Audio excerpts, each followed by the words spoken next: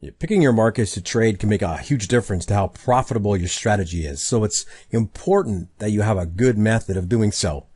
If you swing trade or day trade multiple markets, or if you're considering a switch in products for your day trading, you'll need to take into account a number of considerations in order to identify and select good markets to trade. I'm going to run through a checklist of basics so you can get the gist and search for yourself. The type of instrument.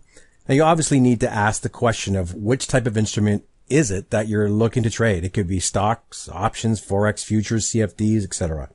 And of course, you don't want to pigeonhole yourself into a certain type, but there are nuances between each one. And besides, you may be constrained by the broker you're currently using. Type of class. Now, this is what the product is or is based on. It could be an equity, a fixed income, index, derivative, forex, or a commodity, for example. And while a market is a market, there are different price drivers for each of them, different participants with different objectives and different hallmark behaviors. You may find it more of a struggle to trade your trend-based strategy in a mean reverting market, for example. The cost of trading. What exactly is it going to cost you to trade a product? And I'm not just talking about the cost of any commissions or spreads that are involved. You have to consider how much cash you need to put up in margin in order to trade. You also need to consider what the value of the minimum price increment, the tick or the pip, the normal daily range of the product, and consider these factors in conjunction with the size of your trading account. Now, it's no use deciding to trade the DAX on your $5,000 account just because you can get $2,500 intraday margin for it. Liquidity. There are loads of products that will meet your specific requirements to trade, in theory. But when you take liquidity into consideration, your view on what you can and can't trade will probably change. An important consideration, therefore, is going to be daily volume. Is there enough volume trading on a daily basis to be able to get in and out of the market without too much trouble? But total volume only tells part of the story. The other factor is the order book liquidity. This means how easy is it to get in and out at every price, even when the market's moving quickly.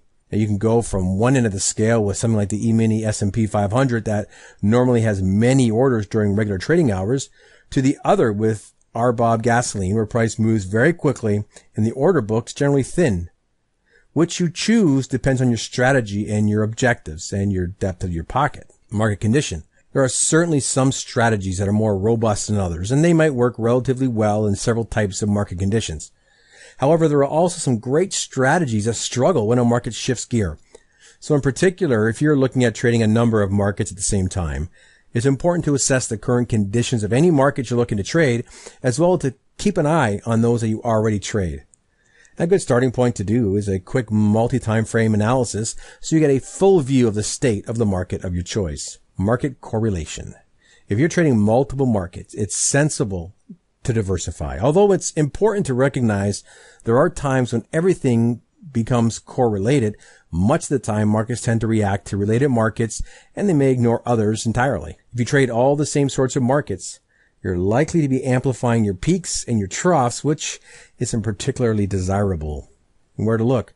Finding different markets can be a pain, and not everyone knows where to look. Now, it doesn't need to be a tough task, though.